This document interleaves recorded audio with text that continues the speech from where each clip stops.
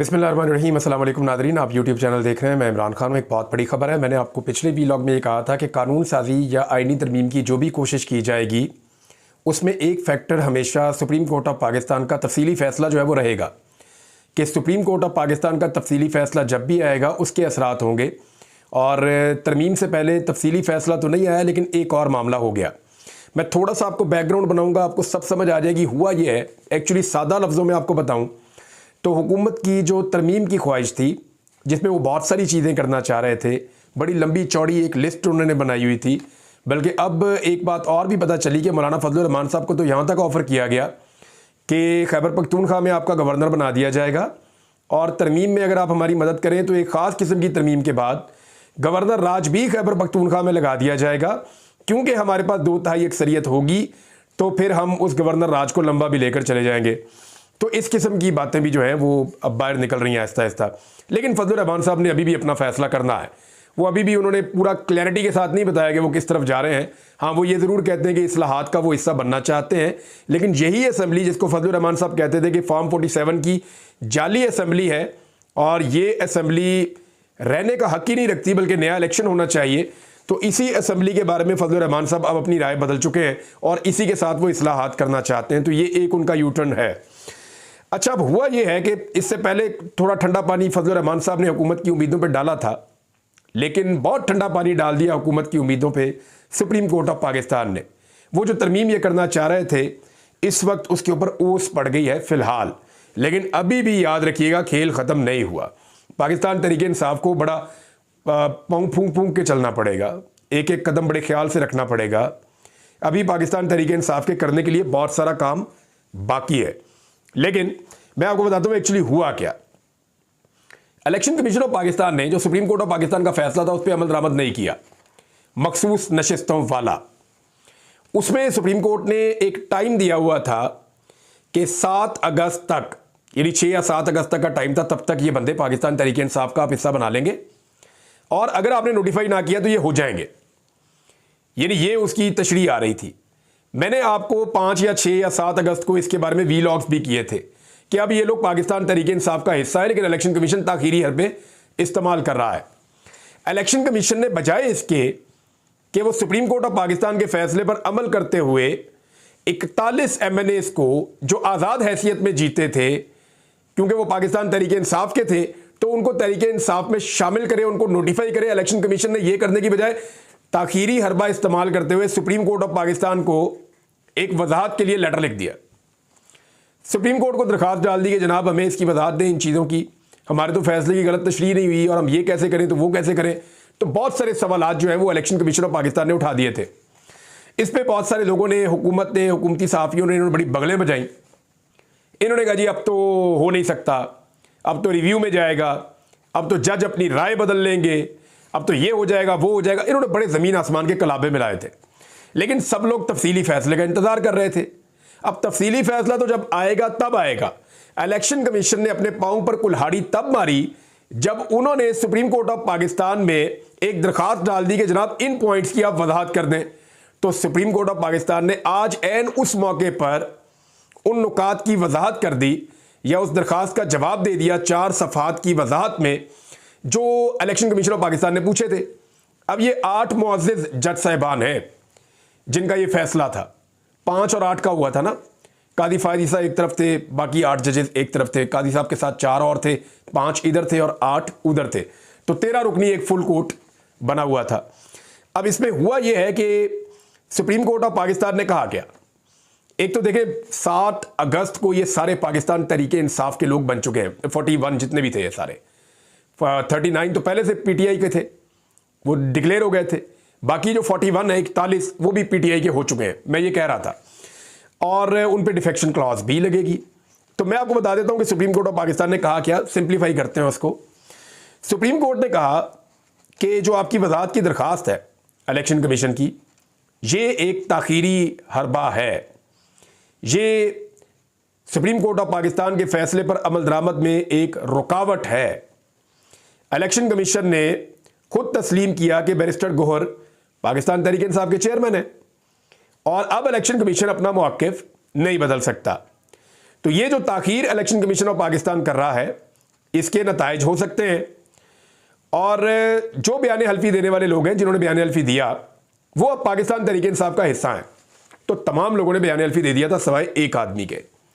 और जिस एक आदमी ने बयान हल्फी नहीं दिया वो मैं आपको आगे चल के बताता हूं कि वो नहीं दिया, उसकी वजह क्या है और बाकी लोग किधर है इस वक्त, और आज़ाद कितने बचे हैं और पीटीआई के अब कितने हो गए। लेकिन अब सुप्रीम कोर्ट ऑफ पाकिस्तान ने बड़ा क्लियरली ये कह दिया कि ये लोग पाकिस्तान तहरीक इंसाफ का हिस्सा है जिन्होंने अपने बयान हल्फी दे दिए। अब पीटीआई ने क्या किया था, पीटीआई को जो डेडलाइन मिली थी, पीटीआई ने सबसे बयान हल्फी लेकर ना सिर्फ इलेक्शन कमीशन ऑफ पाकिस्तान को जमा करवा दिए कानून के मुताबिक, बल्कि अपना भी पाकिस्तान तहरीक इंसाफ ने जो तस्दीकी लेटर है वो भी पाकिस्तान तहरीक इंसाफ ने जमा करवा दिया कि जनाब हमारी जानिब से भी ये तस्दीक आपके पास आ गई है। अब जब पाकिस्तान तहरीक इंसाफ ये सामान लेकर जा रही थी इलेक्शन कमीशन ऑफ पाकिस्तान में, तो उस वक्त आपको याद होगा पाकिस्तान तहरीक इंसाफ के इस्लामाबाद के जलसे पे, इस्लामाबाद के दफ्तर पे छापा पड़ा था। पाकिस्तान तहरीक इंसाफ ने इस्लामाबाद में एक दफ्तर है उनका सेक्रेटेरिएट, उस पर छापा पड़ा था और बहुत सारा सामान, कंप्यूटर और सारी चीज़ें उठाकर वहाँ से ले गए थे पुलिस वाले, और वो सामान फिर वापस नहीं मिल रहा था। उसके बाद जो है वो कुछ लोगों को पाकिस्तान तहरीक इंसाफ के गिरफ्तार भी किया गया था। तो वहाँ एक पूरा खेल उस वक्त चल रहा था कि ये जो एफिडेविट है, बयान हल्फी हैं, इनको काबू किया जाए किसी तरह। ये खबरें भी निकली थी कि शायद वहाँ से बयान हल्फी उठा के गायब कर दिए गए हैं। लेकिन सुप्रीम कोर्ट ऑफ पाकिस्तान में पाकिस्तान तहरीक इंसाफ ने एक दरखास्त भी दायर कर दी थी। सिर्फ इलेक्शन कमीशन ने किया था, तहरीक इंसाफ ने भी कहा था कि जनाब ये देखें जानबूझ के ताखीरी हरबे इस्तेमाल कर रहा है और आपके फैसले पर अमल दरामद नहीं कर रहा इलेक्शन कमीशन, तो इसके खिलाफ तौहीन अदालत की कार्रवाई की जाए। अब ये जो आखिरी एक चीज मैंने आपको पढ़ के सुनाई कि ताखीरी हरबे जो है उनके नताइज हो सकते हैं, यानी आपको भुगतना पड़ सकता है। ये इलेक्शन कमीशन ऑफ पाकिस्तान को जवाब दिया है सुप्रीम कोर्ट ऑफ पाकिस्तान ने। अब उनके ऊपर तौहीन अदालत भी लग सकती है। अब इलेक्शन कमीशन के पास कोई ऑप्शन नहीं है कि वो नोटिफिकेशन जारी करे पाकिस्तान तहरीक इंसाफ के अरकान असेंबली का। मैक्सिमम वो ये करेंगे कि इजलास बुला लेंगे और फिर वो जो है वो नोटिफिकेशन जारी कर देंगे, क्योंकि सुप्रीम कोर्ट ऑफ पाकिस्तान ने कह दिया है और सुप्रीम कोर्ट के फैसले पर अमल दरामद के अलावा आपके पास कोई और रास्ता नहीं है। जो जस्टिस मंसूर अली शाह साहब हैं, आने वाले चीफ जस्टिस ऑफ पाकिस्तान, उन्होंने खुद भी ये कहा कि आपके पास कोई ऑप्शन नहीं है, आपके पास कोई रास्ता नहीं है सवाए इस फैसले पर अमल दरामद के। थोड़ा सा पहले जब वो तकरीर कर रहे थे वहां 5 मरतबा उन्होंने ये बात दोहराई थी, तो वही आइडिया हो जाना चाहिए सबको कि फैसले पर अमल दरामद कर देना चाहिए। अब हुआ क्या, अब इलेक्शन कमीशन को अमल दरामद करना पड़ेगा। ये बंदे तो चले गए पाकिस्तान तहरीक इंसाफ में। हुकूमत की तैयारी क्या थी जरा आप ये भी देख लीजिए।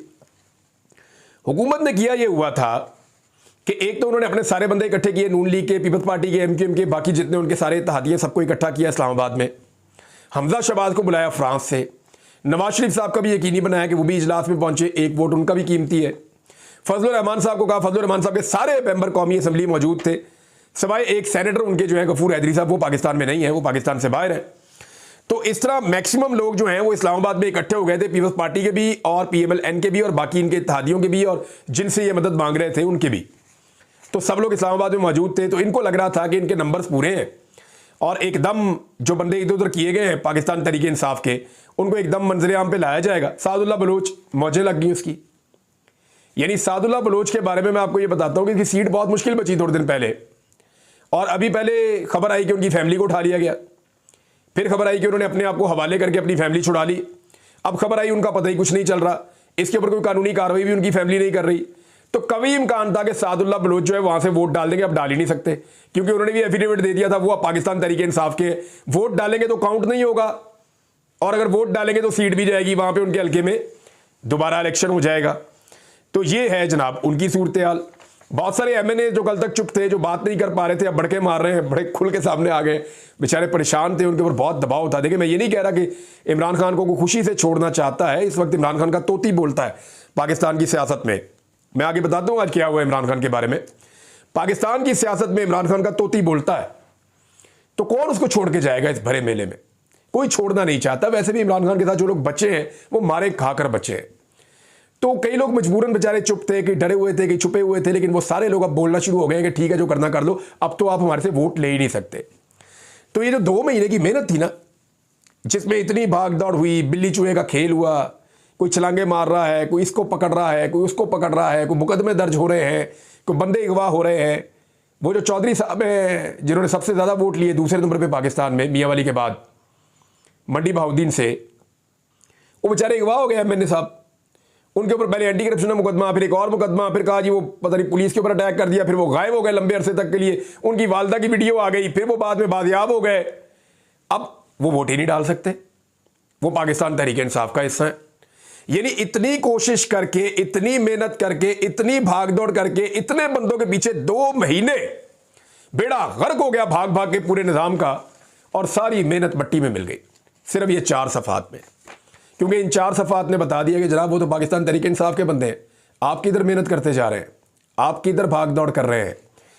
वो एक दिन एक काशिफ अब्बासी साहब का शो था, उसमें शेख वकास अकरम साहब ने बताया कि हमारे एक एमएनए को फ़ोन आया, तो उसको फ़ोन करके उन्होंने ज़रा थोड़ा सा अभी स्टार्टअप ही लिया, जिस बंदे ने उनको फ़ोन किया नामालूम आदमी ने। तो आगे से एमएनए ने कहा जी मैं तो 39 ਦੇ ਵਿੱਚੋਂ हाँ, यानी मैं तो वो हूँ जो पाकिस्तान तहरीक इंसाफ का डिक्लेयर हो चुका हूँ, मैं तो आपको वोट डाल ही नहीं सकता तरमीम के लिए। उन्होंने कहा अच्छा अच्छा सॉरी आपको मिल गया, अब किसी और को करना है, तो वो दूसरी तरफ मिला दिया।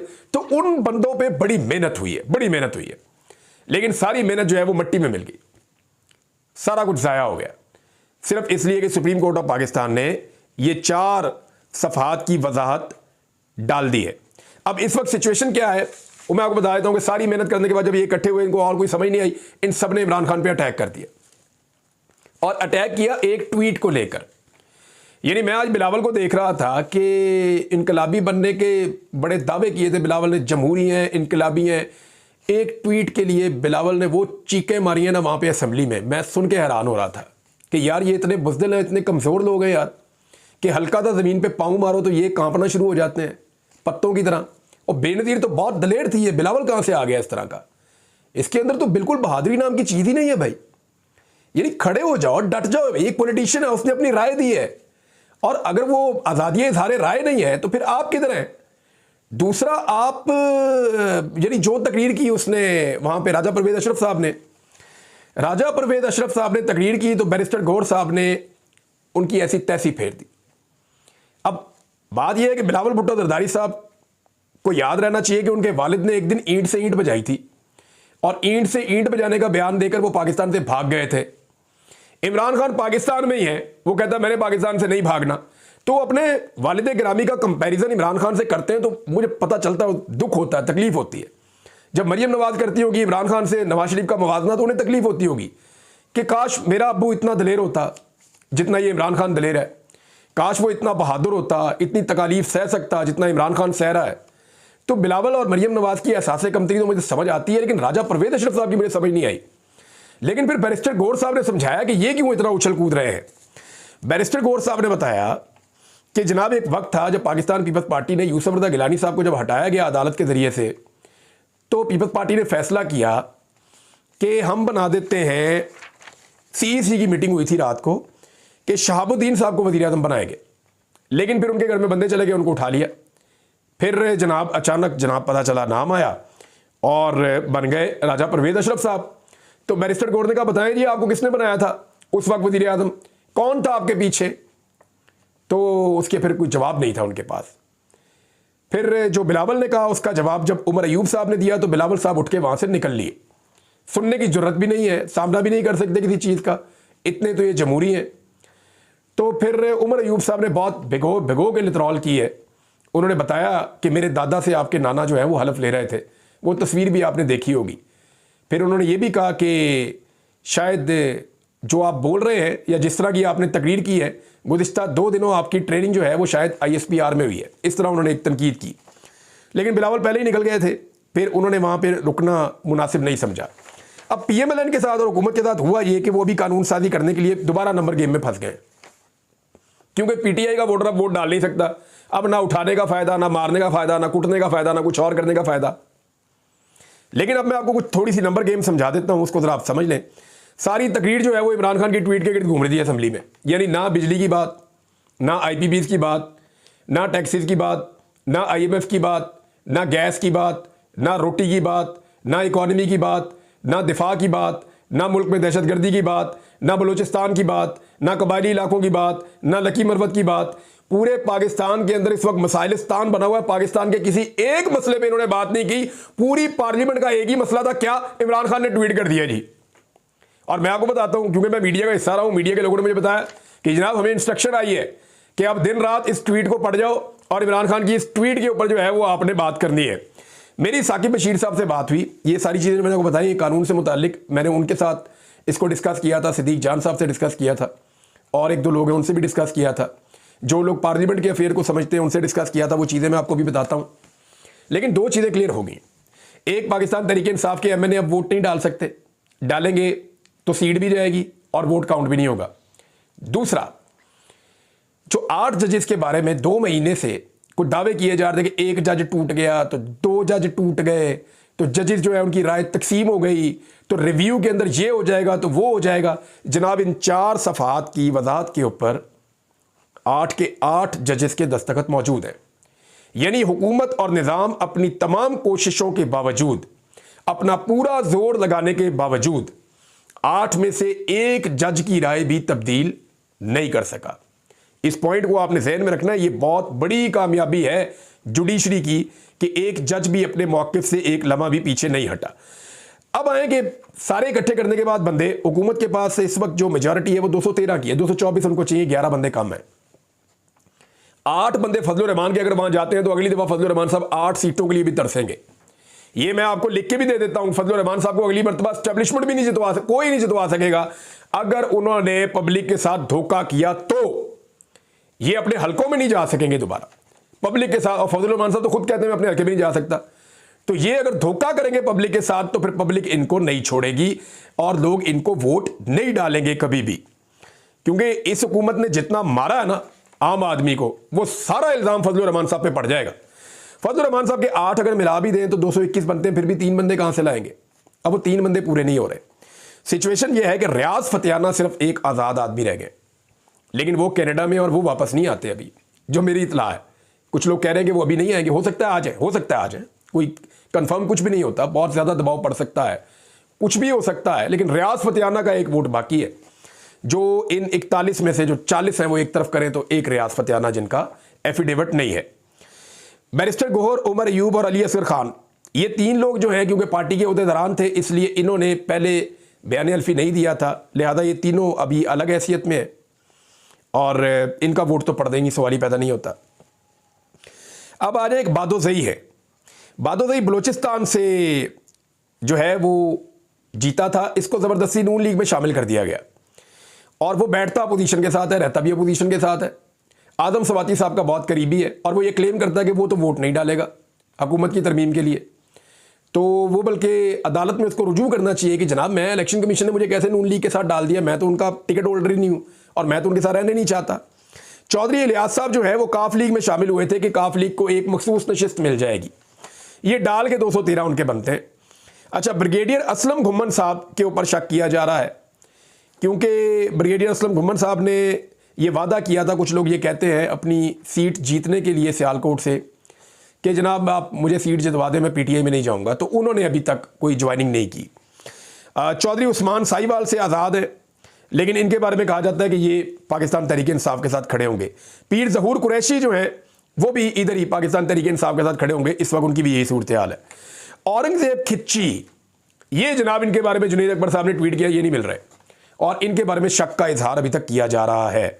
और मुबारक ज़ेब ने सारी दुनिया की कहानियां सुनाई राजा रियाज की तरह, लेकिन ये नहीं कहा कि मैं इमरान खान के साथ खड़ा हूं और कादी फायद ईसा की एक्सटेंशन के लिए या जो है वो अदलिया के अंदर जो एक तरमीम करके कोशिश की जा रही है चीज़ों को कंट्रोल करने के लिए, उसके लिए मैं वोट नहीं दूंगा। ये कहने के अलावा बाकी सारी दुनिया की कहानियां उसने अलिफ से लेके ये तक सुना दी मुबारक ज़ेब ने, लेकिन क्लैरिटी नहीं आई। वैसे मुबारक ज़ेब के बारे में मेरे पास और भी चीज़ें हैं, कहानियां हैं, लेकिन देखना यह है कि इनकी इज्जत बचती है या नहीं। अगर तो ये कानून साजी नहीं हो पाती तो मुबारक ज़ेब कल को ये कह रहे होंगे आपको कि देखें मैं तो इमरान खान के साथ खड़ा था। लेकिन अगर ये कानून साजी के लिए उनके नंबर पूरे हो जाते हैं तो मुबारक ज़ेब का वोट नंबर 224 होगा और वो उससे अपना फ़ायदा उठाएगा। ये मैं आपको अभी बता रहा हूँ, जो मेरे पास अब तक की इतलात है वो ये है। अब तक के लिए इतने ही, अपना ख्याल रखिएगा, अपने इस चैनल का भी। अल्लाह हाफ़िज़।